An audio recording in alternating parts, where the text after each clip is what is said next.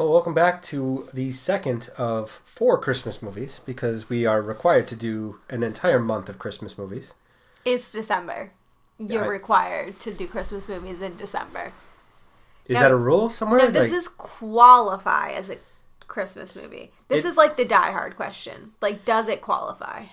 I think it does. It's a Christmas Halloween movie. Yeah. Which doesn't make any sense at all, but deal with it. Yeah, so we're doing The Nightmare Before Christmas. Yes. This is Tyler's pick because he never seen it before this podcast. I had never seen it before this podcast. It's criminal, the fact that he's never seen it, but we are also, I guess, we're pre-recording, so technically when you're letting the secret out. Yeah, the cat's out of the bag, because technically when you're listening to this, we'll be just returning from Disney, which I think is pretty appropriate for this movie, considering it is a Disney movie. Well, so there's a whole nightmare of things that are going on where it's requiring that we do a couple episodes pre the day we have to release them. Yes, which is good for us because we're always very behind. But yeah, we usually release them the day we record them, which is the day that it's a whole big thing. Yes, that's usually what happens. But so we're ahead. Anyway, I'm Tyler. I'm Shay, and this is Cinematically Correct. Again, movie is Nightmare Before Christmas. Right. And what I was going to say is I honestly never really...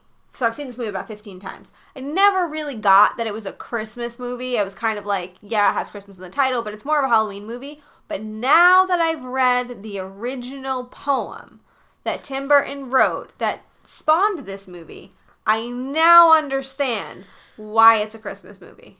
And it's because of the poem being... So the poem is basically a parody riff on, obviously, The Night Before Christmas. Night Before Christmas, all through the house, not a creature was stirring. Right. Which is also done in The Grinch with they do that similar thing in The Grinch. Right, and there are parallels in this movie to The Grinch, at least that I saw. But anyway, that movie that source material is very much about Jack being sad and trying to find like a way to fulfill it, and he decides to steal Christmas from Santa Claus, and it's much more sinister. It's much more like he's not doing it to be nice or anything like that. Like he wants to spread joy. He selfishly wants to be the person that people like. Well, he wants to be able to spread joy, and he doesn't understand why only Santa Claus can do it. But it's very Christmas oriented, and at the end of that poem, which doesn't happen in the movie, Santa Claus brings Christmas to Halloween Town. Well, it did kind of at the end of this movie. We're getting way ahead of ourselves. But but I just wanted to say, like, that's not something I had seen through the movie. We can talk about, like, the ways in which the movie might compare, but it's much easier to see the parallel between The Nightmare Before Christmas and The Night Before Christmas. Right. When you're hearing it, because it's literally done in the same rhythm. So you sent me, a different version. Who was the voice that was reading the poem in your version? In the YouTube video that I watched, I don't know who the voice was, but they were wonderful. Was it it was a man. Man? So the one I listened to was Christopher Lee. Okay. Who is from a bunch of movies. He's been in James Bond, Lord of the Rings, a bunch of different things. I love Christopher Lee to death. Mm-hmm. I believe he just passed away, if I'm not mistaken. You're being very quiet. I don't know if they can hear you. I'm trying not to be so overly loud because that apparently was brought to my attention as my problem. Well, facts. But anyways, go on. So I love Christopher Lee because he is amazing.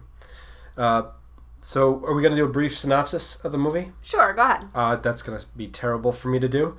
Halloween Town, all the different holidays get their own universe, apparently. There's Thanksgiving, Christmas, Halloween. What do you want me to do the brief synopsis? Yes, please. That is not needed in the brief synopsis. Take over, please, for the love of God. Take over. It's basically the same as the poem. So Jack, the Pumpkin King, is the head of Halloween Town. He gets sad and is looking for fulfillment. Except for the Two-Faced Mayor, which is... He's not the head of Halloween Town. Anyways, so he looks for something else. He stumbles upon Christmas Town. He goes and sees what it is, and he decides that he wants to be part of that. In the movie, he's very, nice about it. He wants to meet Santa Claus to understand what he's doing. he has Santa Claus stay behind so that he can deliver Christmas. And he asks everybody to help him create toys. Even in the movie, he was going through the kids and saying, like, no, not that toy. It's got to be nicer. So when he brought the toys, my assumption was he didn't understand that people ignored him and they made horrible toys. He thought they made nice toys. Right. And then it all goes haywire. They end up getting really upset. They shoot him down, and everyone thinks he's dead. And Oogie Boogie has Santa Claus, and he thinks he's going to be able to, like, I guess, kill him. And that was unclear. Was it kill, eat, and all of the things? I don't know. It was a creepy, weird dungeon with a sack monster that was really up in Santa's face. Right. But regardless, Jack gets home, saves Santa Claus. Santa Claus goes and saves Christmas, and everybody lives happily really ever Sally after. tries to save Santa first, and then Jack comes to the rescue because it fails. Yeah. Okay. Sure. So anyways, that's what happens. So do you want to start at the beginning of the movie, or sure. how are we doing this? The beginning of the movie, it's the This Is Halloween song. Best song. Very good song. Very I will catchy. give it this. The stop animation or stop capture animation is way better than puppets. Oh gosh. So full disclosure, since we told you we're pre-recording, we're actually recording out of order as well. So Dark Crystal is the last thing that he's seen, so he's stuck on it. Oh, Rudy. Yeah. Okay, you're right, Rudy. So but he's still stuck on Dark Crystal for some God knows what reason. Because it's not a great movie. Anyway, so I prefer this style of shooting to puppets. Mm-hmm. The music was very catchy throughout the movie. Yes, it was. There was a remake of This Is Halloween. By Marilyn Manson? Yes. Which I actually prefer to the original. I actually wrote, that was my first note, This Is Halloween metal remake. Well, is Marilyn Manson metal? Kind of. All right. Well, I like that version better. Because it had definitely more creepiness to it than the original. But again, I mean, it's a children's movie, so... Yeah, it's a children's movie, so... I liked the music. I was kind of admittedly lost a little bit on me because I'm watching it at 30 versus watching it when I was a child. This is taking a long time for you to get out. So. I don't know where to go with from here. Like I liked the song, I liked the animation, I liked the visuals. The story seemed overly stretched out. Okay, so the poem is a 3-page poem. So really, it is a short movie. It's about an hour. So it's a very short movie. But we'll just go through really quickly. At the beginning, it's very much like learning who Jack is. Right. You meet the mayor, who I thought he had a really funny line. He said, "I'm only an elected official. I can't make decisions." God, if by only myself. That actually happened.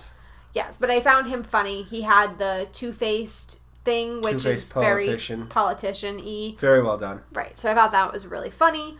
But anyways, you basically learn that Jack wants to go to Christmas Town, and that's kind of the setup. One aspect of the story I would really like to discuss is Sally. Okay. So growing up, I was always told how great of a love story they are. People always wanted to use them as Halloween costumes because they were like the perfect couple goals. But watching this movie now, like really paying attention to the story arc, she stalked him for a very long time. They weren't a couple. They were not a couple. Until the end. Till the last 4 minutes of the movie. Right. So she stalked him, from what I understood. Unquestionably she stalked him. Looks like she, I don't want to say killed herself, but she jumped out of a window. She self-harmed to get to him. Right. So, I don't know how I feel about all that. She jumped out a window and stitched herself back together. Right. And in the Honest trailer that we just watched, they made a reference to the fact that she was also drugging her father, which is fair because she does say she puts nightshade in his tea. Yes. So, that's deadly nightshade, which doesn't kill him because he's already dead, apparently. Well, right. That's why she also doesn't die when she jumps off the building, even though they show it with her limbs all in odd places like somebody would when they jump off a building. Yeah, it was a lot. So, I just was curious how you felt about that relationship because I didn't view it as a relationship at all. I was kind of like, well, they threw it in at the last 4 minutes. Now, was it necessary to the plot? No, not at all. Was she necessary to the plot? Because, I mean, she did somewhat try to save Santa Claus. I mean, she fit into the plot, so I'm not saying that she's completely irrelevant, but at the same time, the connection in the last 4 minutes was totally unnecessary. Right. I mean, I thought she could have been an ancillary character, but she didn't need Right. to be his love interest. It doesn't feel like he needed a love interest. It seemed odd. So I struggled with that part of it because it felt to me like they added a lot of unnecessary characters just to flesh it out a little bit. Right. Which now, I understand they had to. She's not in the poem. Right. The only characters mentioned by name are Jack, Santa, and the dog. Right. The little Halloween kids are referenced. But they're kids. They just reference as 3 kids. Right. And then townspeople are referenced. So for an hour movie, they could have made it even shorter. It seems like they stretched it a little bit too far. It was like spreading a little bit toast over too wide of a piece of bread.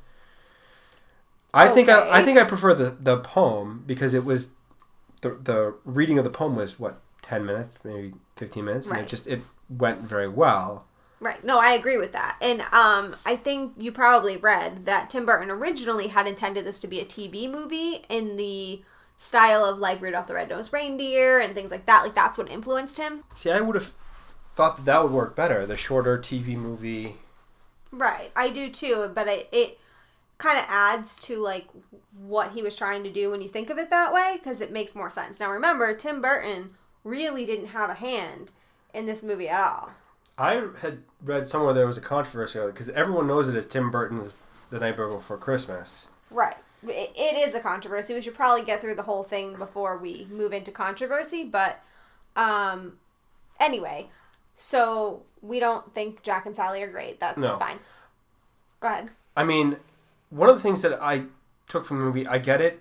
Everyone loves Christmas. And Christmas is by far the biggest holiday.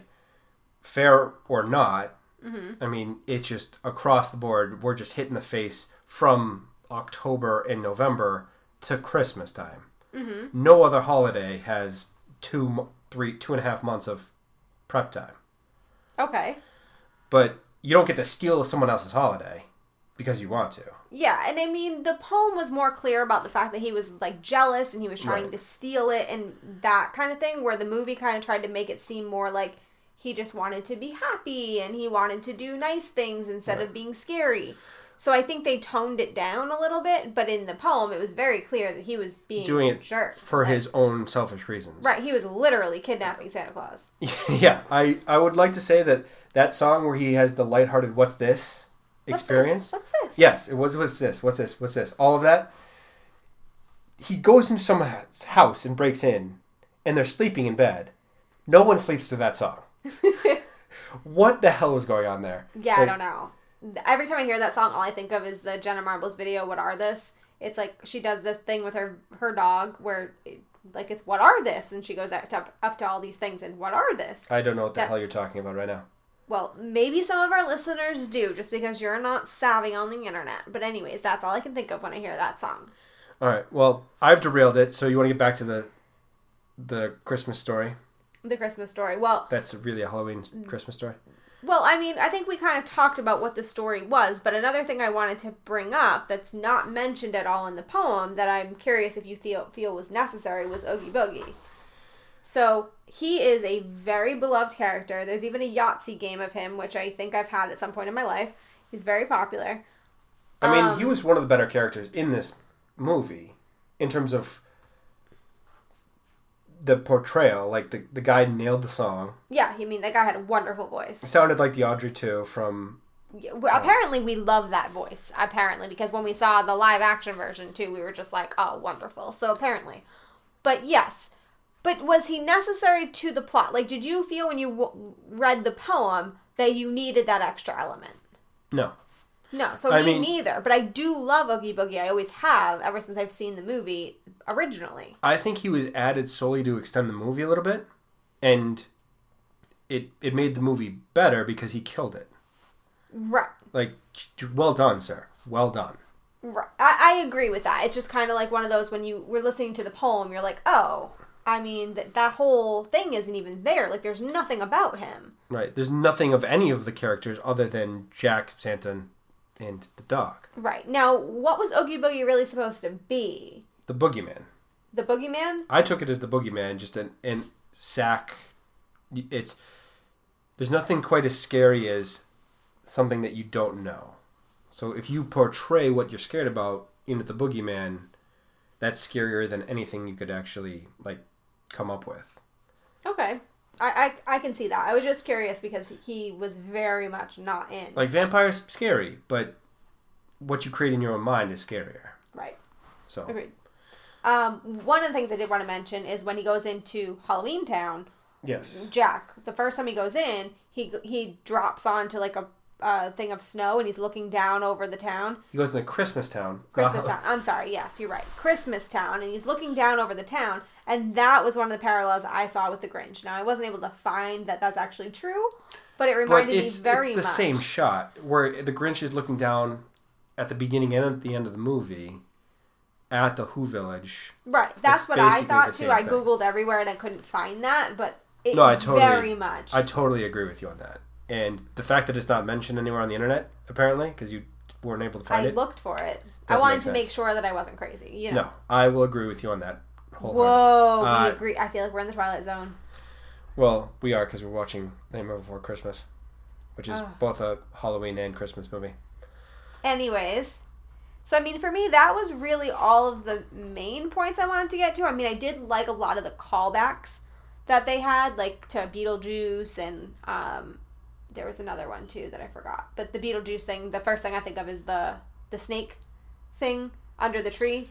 And the stripes and all, right. Like the stripes on all the characters, it had a very Beetlejuice vibe. Right, and the shrunken head. Yeah. So. What did Santa get? What did Santa bring you? Nothing good. Right. So, I mean, that's really, honestly, the movie didn't have a lot of substance to it. I just like it because it makes me happy. There's not a whole lot of substance. And, I mean, there are times when Jack is flying around, he's ruining 2 holidays, essentially, because he's out of place for Halloween, delivering toys for Christmas, and it's not what the kids are wanting. Okay. There was that scene where Boogie Oogie is attacking Jack, who is apparently the king of Halloween, which is a bold move. If you aim at the king, you best not miss, because that winds up horribly for him. Spoilers. Yes. He turns into a pile of bugs and gets murdered. Yes. Fair. I did like the message that you had given me at the end of this movie, where the grass is always greener. Oh, I know. I'm so good at morals of the story. And to be thankful for what you have and realizing what you have. Explain that, because you're really only saying part of it. So Jack, for the whole start of the movie, is looking at all of the other holidays, in this case Christmas, and saying, I'm not fulfilled as being the skeleton Pumpkin King. But they have all these great things over in Christmas, or it works for any other holiday really, but in this case Christmas. And then he goes and experiences it, and then realizes that his real fit is to be the Pumpkin King on Halloween. Right. So it's the grass is always greener, but then you realize that, I had what I wanted all along. Right. I mean, I think that's a good way to look at the movie, so you don't feel like he's destroying. One of the things for the whole movie, they made Christmas way too complicated. Like, formulas on the chalkboard, they're trying to figure out all the different details, and they're looking at it and figuring out, and you can't make sense of it. It's not that hard. Buy a present, be nice. Anyway, I'm not going to get into that. But, okay, so I think we went through most of the plot, and we're at 18 minutes, so we got to be a little bit faster on other things. Right. But I have a lot of trivia that I found on IMDb. Well, I want to talk about the main thing that you brought up already, because I feel like we need to talk about that. Okay. So, Tim Burton, his name is plastered all over this movie, but in fact, he didn't direct it, he didn't do the score, he really didn't have a hand in it at all, beyond that he wrote the poem. So, there's a big controversy out there about who has the rights to this film. Is it the director, which his name was, I completely am blanking on his name. I don't have his name either. Selick? Yes. Henry Selick, I want to say it is. Or him. So Henry Selick had somewhere I read, I don't know where I read it, but it basically said he had to make the movie look like a Tim Burton movie, which wasn't hard for him because it's very similar to his own films. But Tim Burton has a very distinctive style, so I can imagine having to live up to those exacting standards. Right. So I read that apparently Tim Burton was only involved for 8 to 10 days. Right, because he was doing Batman Returns at the time. And then he also was in scheduling to start a new movie in the year after. Like, he was just too busy. Right. So I did see that. So what I was going to say, before you rudely interrupted me, is when he said that it was like, his films are like Tim Burton films, I went and looked at what he's done. And at first I thought he was right, because some of the films he's done is Coraline and James and the Giant Peach, which have a very similar feel. But then when you look into it more, he actually did those after Nightmare Before Christmas. So then my question is, did he steal the style after he learned how to do it? Well, I mean, to be fair, stop animation has a very distinctive look. Yeah, but I mean, look at Coraline. That is I always thought that was a Tim Burton film. I had no idea it was somebody else. That is a very Tim Burton. That is a definite style choice. Right. And now Jack Skellington actually makes appearances in both of those films, which is fine. It's a Disney movie, so Disney has the rights to all of them, so they can choose whoever. Is James the Giant Peach? I actually don't know. I don't know, but so Coraline is. It's fine, but I do think it's strange how close that style is. I couldn't find movies previous to this that he was really close to that, but I will be honest and say that I hadn't seen a lot of the movies he'd done previous, so I can't say. Well, I guess my question is, before this, what Tim Burton movie had that distinctive feature? Beetlejuice. Okay, I mean, I guess that's fair, but it's still a different thing because it's the. But I'm not really thinking about stop animation. I'm more thinking about like the gothic, stylistic vibe. I mean, I guess that's fair, but you can't corner the market on that. Like, other people can do different things, even if it's similar. Yeah, but I mean, did you know Coraline wasn't Tim Burton? No, I did not. Did you assume it was? I kind of figured it was. Because I was like, it's Tim Burton's The Nightmare Before Christmas. Oh, he probably did Coraline, too. Yeah. I mean, I don't know, but anyway, so that's a big controversy. And I really don't know if there's a resolution to that. I really don't. But, I mean, everyone assumed it was a Tim Burton film, and it's actually Henry Selick. That's got to suck for Henry Selick to be in Tim Burton's shadow, even though he has nothing to do with any of the movies you've done, basically, since then.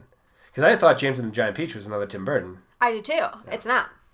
Well, that's horrible. We're terrible people for thinking that. I do have a lot of random trivia. Okay, go for it. Did you know Pee Wee Herman was a voice actor for this movie? No. Well, the actor who plays Pee Wee Herman. Well, I was assuming it wasn't Pee Wee Herman. I think I would recognize that voice. But he is in this movie, apparently, in the credits. No, I didn't know that. The Home Alone mom is the voice of Sally. Yes, that I knew. Weird tie back to a previous podcast movie. The speaking voice of Jack was the detective from Child's Play. Oh. I have a callback since we're doing callbacks. Okay. So, Chris Sarandon plays Jack, and he is married to Susan Sarandon from Rocky Horror Picture Show. Well, that's the detective from Child's Play. Oh, well, full circle then. Yes. But anyways, so I thought that was interesting, because I read Sarandon, and I'm like, oh, wait, must be related to Susan, right? Yeah. Now, was Susan Sarandon in Rocky Horror? Yes. Oh, I'm thinking the other one, the plant one. Oh, no. Not Little Shop of Horrors. Not a Little Shop of Horrors. I said Rocky Horror. Okay, so that's... So many horrors. Interesting. Apparently this took 100 people 3 years to make, which is a long time. That's a ridiculous time. Now, apparently, out there is some kind of extended version where Jack has children? Well, Santa comes back. Yeah. I did see that. What? How have we never seen that? I have never seen that, and I've seen this movie a million times. Where is this extended version? I would like to see it. It's probably released on like the 25th anniversary edition or some kind of special. Well, if anyone knows like of a YouTube version of it or something that we can get our hands on, I'd be so curious to see the extended version. I mean, we already talked about the This Is Halloween Marilyn Manson version. Yes. There's another metal version done by Korn of the Kidnap Santa Claus. I'm so surprised that I've never heard that because I was such a Korn kid growing up. I liked it more than the original. I like both of the remakes more than the original. I found the original Kidnap Santa Claus hard to hear from the children singing it. Like, I didn't understand all the words. I mean, that's fair. I mean, I've heard it so many times that I probably just hear it because I know the words. And we may have had some audio distortion when we were watching this. May have? Somebody likes to keep his sound bar and his speakers on. Let it go. So let it go. Echo. Yeah, well, it was a little bit hard to hear at times. Apparently, I'm in the minority because everyone universally adores this movie. Yes. Okay, so we will say, I said at the end of the movie, this is definitely one of the top 10 Christmas movies. And he's like, you're never going to let me live that down. Nope. He's like, no, it's not. So to prove me wrong, he decides to Google not 1, not 2, probably not even just 3, but lists that are top Christmas movies. And every single one had Nightmare Before Christmas in the top 10. In my defense, it's usually around 7 or 8. Did I say anything other than top 10? I did not. I know. Just in fairness. But when I think of Christmas movies, I think of other movies. I don't immediately jump to A Nightmare Before Christmas. I don't think I will after this movie. Still think of this as a Christmas movie. I will give you that it is a different Christmas movie, and I do relate it more to Halloween at most points, but it is a Christmas movie. I mean, I think of Christmas movie, I think of It's a Wonderful Life, Grinch, I think of Elf. Die Hard. Die Hard, even. So, I mean, now I have a machine gun. Ho, ho, ho. Yeah, no. He wears a Santa hat, and he does the... I mean, I guess. Merry Christmas to all and to all. I mean, a Christmas story. Sure, because it's a Christmas story. Okay. All of those things, but... Anyways, what other trivia do you have? Let's see. It's on every single list of best Christmas movies, and I couldn't escape that, even though I tried. Rotten Tomatoes has it 95%. Yes, it does. And then 91% audience score, which is insanely high. Uh-huh. Did you know that it is the only fully animated Disney film in 1990 to be rated PG, and the only fully animated Disney film to be rated PG prior to that was Black Cauldron? I did not know that, and PG in the sense that all the other ones were rated G. I'm guessing that's true, yes. But I don't even know if I've seen Black Cauldron, nor do I know what it is. So it's an interesting movie. I've seen it. I believe I have. It's the one. Would I keep it as above an 8 so I don't, I don't think so, honestly. Oh. I don't know. Probably. I didn't care for it a whole lot. First, not fully animated film. True. Which was interesting. Let's see. There is going to be a sequel. It's just not going to be a movie. Did you find that? No. So apparently they licensed it to do a graphic novel or comic book. Oh, I didn't know that, because I know Tim Burton was very protective of it and did not want a sequel. So apparently, I found things online, several different places, that say there is going to be a sequel. It's just going to be a comic book. Interesting. And it's going to center around Zero the dog and his experience. Interesting, because Tim Burton was very vocal about not wanting a sequel. That's the rumor. I don't know if that's true. I saw it a couple different places. I don't know if it's just one of those rumors that's getting circulated, but that's what I saw. Well, so if you guys know anything about a sequel in comic book form, let us know, because we're super into graphic novels, so I'd be totally down for seeing that. I think that's basically everything that I got. We're going to wrap up on time. Well, oh my God. I have one thing. So we also didn't do audience ask because we pre-taped. So we didn't do audience ask because we're pre-taping, and I would seem really silly to ask so early in advance, but regardless. Anyway, one thing I wanted to mention. So when I was thinking about this at the end of the movie, I was trying to think of, like, why, did he choose Christmas? Like, of all things, isn't there something better he could choose? And what I came across was Day of the Dead. Wouldn't that make more sense for him to do Day of the Dead? Because it's happy, it's bright colors, it's all of these things, but he can still be a skeleton. So I Googled Jack Skellington Day of the Dead. And did you know that there is a Funko Pop of Jack Skellington Day of the Dead? No. It's like a funny... And now Joe is going to buy it. Yo. Sorry, Joe. He likes to call you out. Not my fault. But you can also buy the Funko Pop. I won't be mad at you for that. Christmas gift. Yeah, maybe. But yeah, I thought that was really weird because, like why? Like, who made the decision? Like, where did that come from? Well, it's an easy thing to make because it's a skeleton.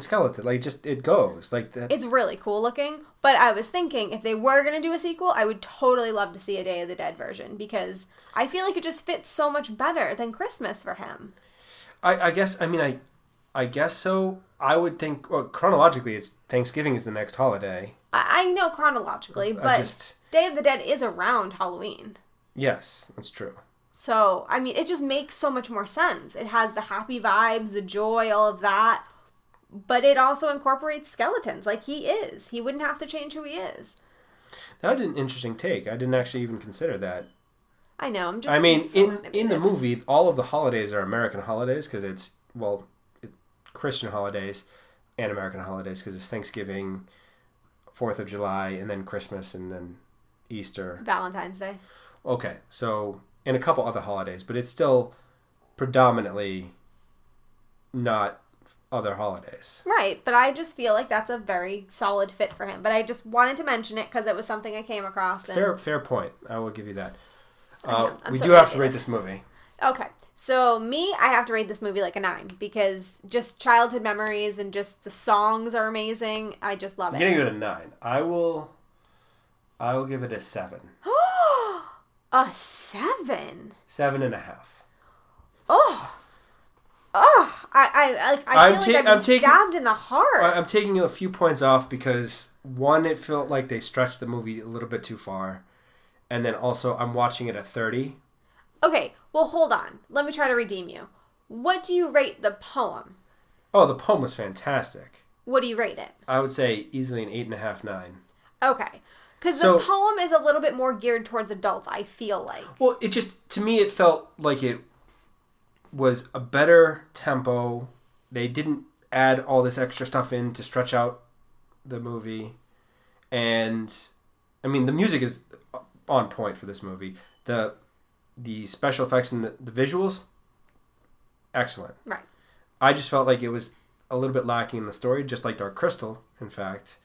And it just was extended a little bit longer than it had to be. I felt like this would be a better short film, like a made-for-TV movie or something that was not a feature film, which is why I'm taking points off. But okay, it's a good movie. So, if he hasn't fully offended you yet, you can go talk to him on Tuesday, this upcoming week. We'll be every Tuesday. I'm doing Tyler's Trivia Tuesday. Right, and he will interact with you if you want to engage with him there. We are also on Saturdays. We try to do live videos, although I don't think it's going to be live every time just because of our schedules. But you can also comment there and he will talk to you. So if you need to attack him for this, go to the Facebook group. Don't attack me. No, stop it. It's Cinematically Correct's listener group. That's the only place you will find him because he doesn't use any social media.